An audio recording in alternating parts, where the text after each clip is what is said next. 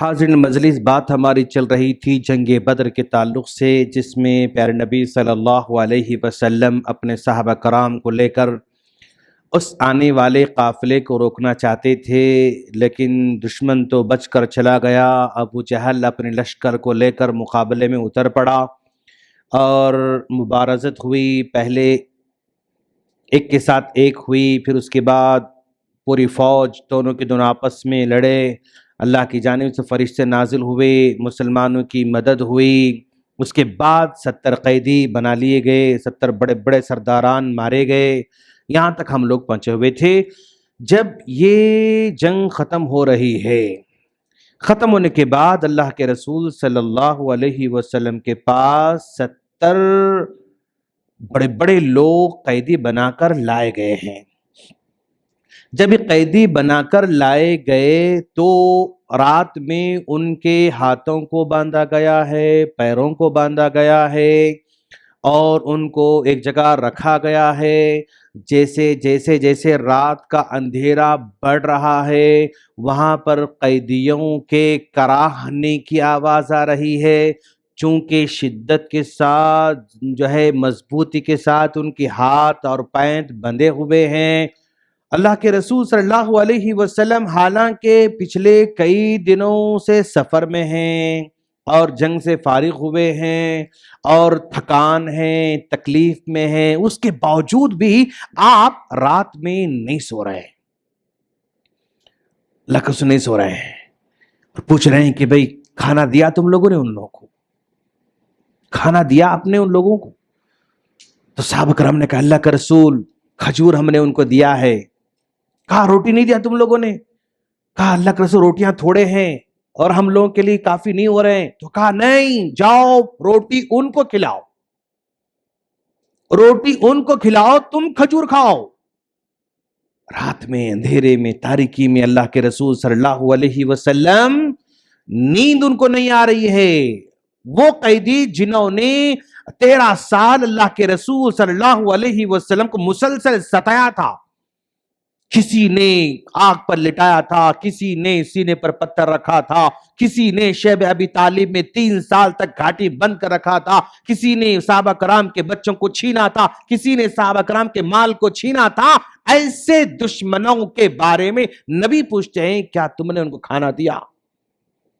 اللہ کے رسول کھجور ہم دیے نہیں، جاؤ روٹی ان کو دو۔ صحابہ کہتے ہیں اللہ کے رسول بالکل، روٹی جا کے ان کو پہنچا رہے ہیں اور خود کھجور کھا کر رات گزار رہے ہیں۔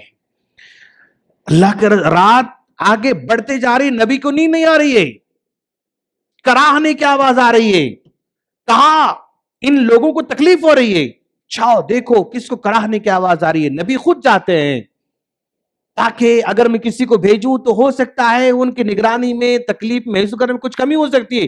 نبی خود جا کر دیکھ رہے ہیں کس کو تکلیف، کس کو تکلیف، کس کو تکلیف۔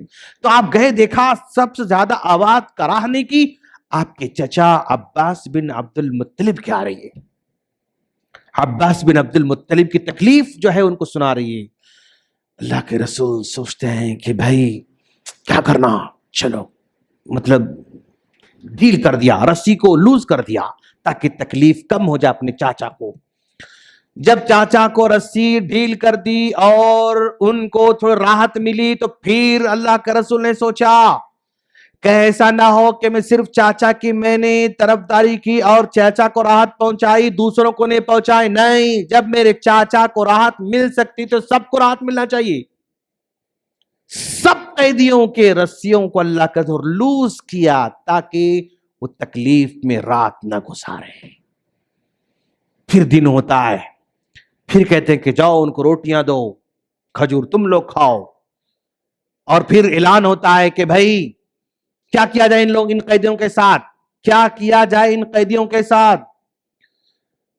یہاں پر سہیل قیدی ہیں، حضرت عمر فاروق رضی اللہ عنہ کہتے ہیں کہ اللہ کا رسول یہ سہیل بہت زیادہ آپ کے خلاف شعر و شاعری کرتا تھا، آپ کے خلاف بہت تقریر کیا کرتا تھا، آپ مجھے حکم دے میں دانت اس کے سامنے کے توڑ دوں تاکہ پھر دوبارہ آپ کے خلاف تقریر کرنے کے لیے اس کو ہمت نہ ہو۔ آپ پرمیشن دے، بس اس کے سامنے کے دانت توڑنا چاہتا ہوں، تاکہ اس کو صحیح بات کرنے نہ آئے اور پھر دوبارہ آپ کے خلاف کوئی بکواس نہ کر سکے۔ اللہ کے رسول نے کہا عمر اگر میں تمہیں دانت توڑنے کی پرمیشن دے دوں اور تم توڑ دو گے، اگر وہ اسلام قبول کر لیے بعد میں چل کے، اسلام قبول کرنے کے بعد جب میں ان کو دیکھوں گا ان کے دانت ٹوٹے ہوئے ہیں مجھے اچھا نہیں لگے گا، کیسے برداشت کروں میں؟ نہیں مت توڑو، چھوڑ دو ان کو اپنی حالت پہ، چھوڑ دو ان کے اپنے پہ۔ قیدیوں کو اور کیا کیا جائے؟ ٹھیک ہے جو پیسے دیتے ہیں ان کا فدیہ لیا جائے، ان کو آزاد کر دیا جائے۔ ابو العاص اللہ کے رسول صلی اللہ علیہ وسلم کے داماد، ایمان نہیں لائے بھی، زینب رضی اللہ عنہا کے شوہر ابو العاص ایمان نہیں لائے، نبی کے خلاف لڑنے آئے ہوئے ہیں، قیدی بن کر آئے ہوئے ہیں۔ اللہ کا رسول نے کہا جو فدیہ دے گا اس کو چھوڑ دیا جائے۔ تو جب پتا چلا حضرت زینب رضی اللہ عنہا کو اللہ کے رسول کو فدیہ دینے کی صورت میں ان کو آزاد کیا جائے گا، تو ابو العاص کی بیوی اللہ کے رسول کے بیٹی حضرت زینب رضی اللہ نے کہا میرے پاس کچھ بھی نہیں ہے میرے شوہر کو آزاد کرانے کے لیے۔ کہا یہ میرا ہار ہے، یہ میرا ہار لے کر اللہ کے رسول کو دے دو تاکہ فدیے میں میرے شوہر کو آزاد کیا جائے، فدیے میرے شوہر کو آزاد کیا جائے۔ جب اللہ کے رسول صلی اللہ علیہ وسلم کے سامنے ہار آیا تو ہار پر نظر پڑی تو فوراً پہچانے ارے یہ تو خدیجہ کا ہار ہے، یہ ہار خدیجہ کا ہے۔ کہا کس نے دیا ہے؟ یہ حضرت زینب کی طرف سے آیا ہوا ہے۔ زینب میری بیٹی، کس کو آزاد؟ شوہر ابو العاص کو آزاد کرنے کے لیے۔ کہا خدیجہ کا ہار ہے۔ اللہ کے رسول کی محبت وہاں پر پھر جاگ جاتی ہے۔ خدیجہ کا ہار، جی سب سے زیادہ محبت اما خدیجہ رضی اللہ عنہا سے کرتے تھے آپ۔ جب خدیجہ کا ہار دیکھا تو صحابہ کرام بلا کر بولے کہا دیکھو یہ خدیجہ کا ہار ہے، میں اسے بہت محبت کرتا ہوں، کیا کروں میں؟ کہا اللہ کا رسول اگر آپ اس ہار سے محبت کرتے ہیں تو وہ ابو العاص جس کے حق میں آیا ہوا ہے وہ آدمی معاف کر دے گا، اس کو معاف کر دیجئے، اور جو ہار جن کو جانا تھا وہ نہیں لے گا، آپ کے بیٹے کے حوالے کر دیجئے۔ قیدی تقسیم ہوئے تھے نا، یعنی یہ قیدی ان کا ہے، یہ قیدی ان کا ہے، یہ قیدی ان کا ہے۔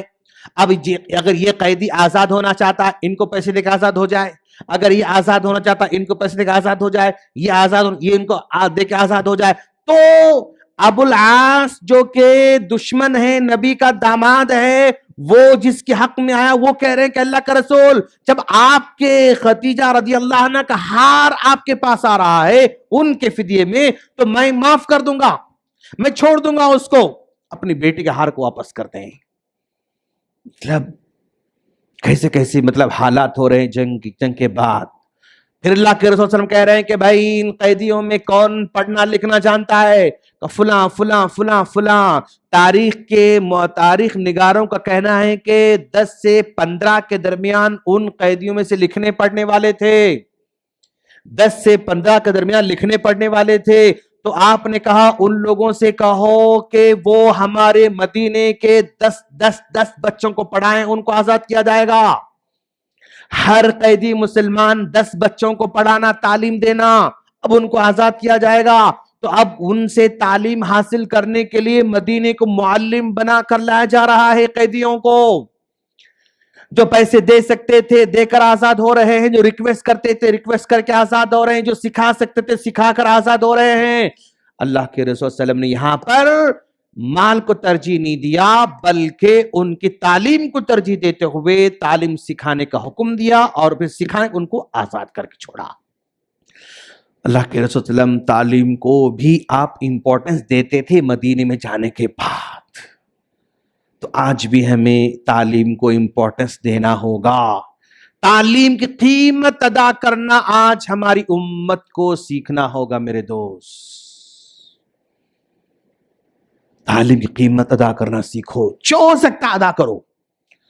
آزما کے دیکھو ہماری قوم کی جو مائنڈ سیٹ ہے نا، مسجد کے باہر ٹیبل رکھو، آپ لوگ ٹیبل رکھے، یہاں پر 2 چیزیں رکھو، مان لو شال رکھے، ہم چپل رکھے، جوتے رکھے، پین رکھے، گھڑی رکھے، کتاب رکھے، کچھ بھی رکھو، اور اس پر بورڈ لکھو جو قیمت دے سکتے وہ دے کر لیں، جو مجبور ہیں وہ فری میں لیں.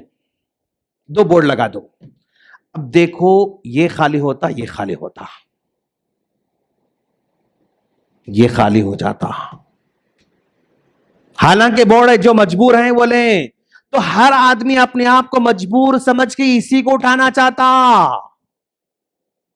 یہ مائنڈ سیٹ ہے ہماری قوم کا. یہ نہیں بدلا نا، نہیں آگے نہیں بڑھ سکتے. اس کو بدلنا ہوگا، یہ مائنڈ سیٹ کو بدلنا ہوگا. اللہ کے رسول مطلب علم حاصل کرنے کے لیے غلام کو پیسے اس کے معاف کر دے رہے، مطلب پیسے پے کر رہے ہیں اس کو نا. اس کے پیسے معاف کرنے کا مطلب وہ پیسے اس کو واپس لوٹا رہے، مطلب علم حاصل کرنے کے نبی اس کو پیسے دے رہے ہیں. بدلنا ہے قوم کو، سوچ کو، فکر کو بدلنا ہے دوست. اگر سوچ فکر بدلی نا، سیرت سے مزہ آئے گا، سیرت کے دروس سے مزہ آئے گا، نبی کریم صلی اللہ علیہ وسلم کے زندگی کے ہر پہلو سے مزہ آئے گا انشاءاللہ. خیر اس کے بعد کیا ہوا پھر ہم اگلے درس بتائیں گے انشاءاللہ. اللہ سے دعا ہے اللہ ہم تمام کو اللہ کے رسول کی سیرت کو گہرائی سے سمجھنے کی توفیق عطا فرمائے. آمین. السلام علیکم ورحمۃ اللہ وبرکاتہ.